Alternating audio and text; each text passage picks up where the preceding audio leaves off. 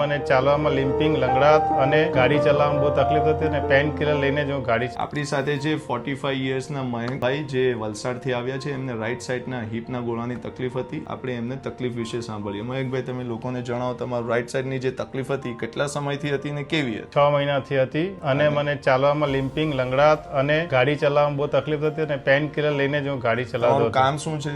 Car ડ્રાઇવિંગનું. Car ડ્રાઇવિંગનું. તમે જ્યારે નોકરી પર જતા, કાર ડ્રાઈવ કરવા જતા ત્યારે દવા પીને જતા કે કેવી? દવા પીને જતો. તમે સાંભળી શકો એ દવા સાથે જ એમને નોકરી મીન્સ કાર ડ્રાઈવ કરવા જઈ શકતા હતા. પછી આપણા વિશે એમને સાંભળ્યું અને શેલ્બી હોસ્પિટલ સુરત આવ્યા. આપણે 2 દિવસ પહેલા રોબોટિક દ્વારા એમઆઈએસ ટેકનિકથી રાઈટ સાઈડનું હિપ રિપ્લેસમેન્ટ કર્યું. હવે આપણે એમનો અનુભવ સાંભળીએ ઓપરેશન પછીનો. ઓપરેશન પછીનો કેવો અનુભવ છે તમારો? ખૂબ સારો છે અને મને વોકરથી ઘણો ચાલ્યો છે. 2 ટાઈમ 2 દિવસથી ચાલુ છું. સરસ. આપણે આ હોસ્પિટલ વિશે કેવું લાગ્યું? એનું જમવાનું અને ફેસિલિટીઝ કેવી લાગી? સરસ, એકદમ કોઈ તકલીફ નથી.